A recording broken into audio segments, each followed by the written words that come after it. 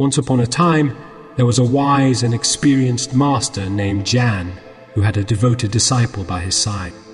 They spent much time together, learning and growing in wisdom. But one day, another eager disciple joined their ranks. Surprisingly, this new disciple seemed to grasp the teachings and knowledge at an impressive pace, even surpassing the progress of the first disciple. Naturally, the first disciple felt a bit neglected and disheartened by this turn of events. He mustered the courage to approach his master and poured his heart out, seeking an explanation for this apparent favoritism. The master, serene and composed, took a moment to gather his thoughts before responding.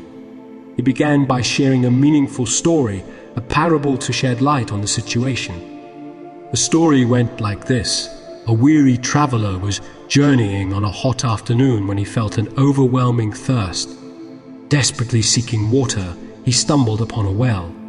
Sadly, he couldn't find any means to draw water from it and moved on, still thirsty. Soon after, another traveler, equally parched, arrived at the same well. However, this traveler's thirst drove him to search for solutions. He found a bucket nearby, and though there was no rope, he ingeniously fashioned one using long grass. With determination, he quenched his thirst and continued on his way. The master then posed a question to the first disciple, asking which traveler was thirstier.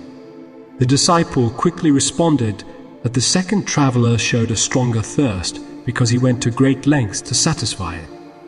The master smiled warmly and agreed with the disciple's assessment.